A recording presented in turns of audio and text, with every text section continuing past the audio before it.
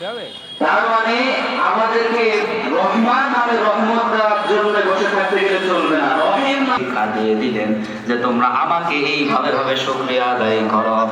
মালিক ইয়াউমিদ্দিন, বিচার দিবসের মালিক ইয়াউমিদ্দিন, বিচার দিবসের মালিক আল্লাহ।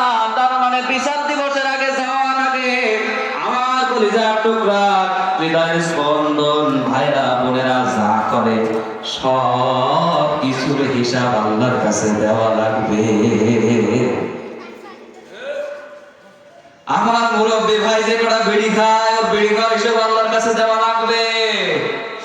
আমার প্রিয় ভাইরা যারা কোরআনের আইনকে অস্বীকার করে, ভিডিও করছে কে গো? ভিডিও করা যাবে না তো?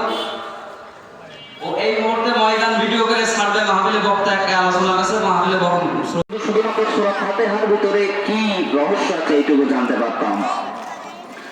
আমি হালকার উপরে অল্প টাইমের ভিতরে সূরা ফাতিহার হালকা কিছু রহস্য আপনাদের ধারণা দিতে চাই। সূরাতুল ফাতিহা এক নম্বর সূরা,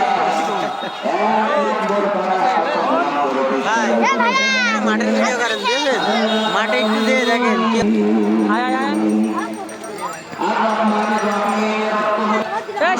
সামনে আয়।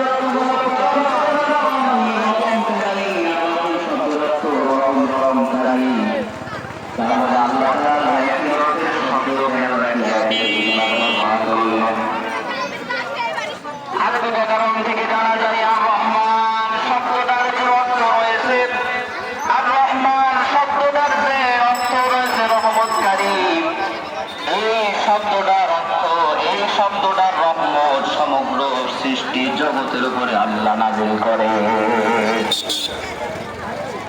রহমানুর রহিম, আর রহমানির রহিমের ভিতরে রহমান শব্দটার রহমত সমগ্র বিশ্বজাহান, সমগ্র সৃষ্টি কুলের উপরে আল্লাহ চলবে না। রহিম দিয়ে দিলেন যে তোমরা আমাকে এইভাবে ভাবে শুকরিয়া আদায় করো।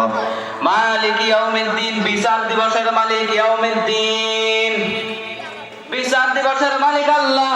তার মানে বিচার দিবসের আগে যাওয়ার আগে আমার কলিজার টুকরা, হৃদয়ের স্পন্দন, ভাইরা বোনেরা যা করে সব কিছুর হিসাব আল্লাহর কাছে দেওয়া লাগবে। আমার মুরব্বী ভাই যে কটা বিড়ি খায়, ওর বিড়ি খাওয়ার হিসাব আল্লাহর কাছে দেওয়া লাগবে। আমার প্রিয় ভাইরা যারা কোরআনের আইনকে অস্বীকার করে, ভিডিও করছে কে গো? ভিডিও করা যাবে না তো? ও এই মুহূর্তে ময়দান ভিডিও করে ছাড়বে। মাহফিলে বক্তা একটা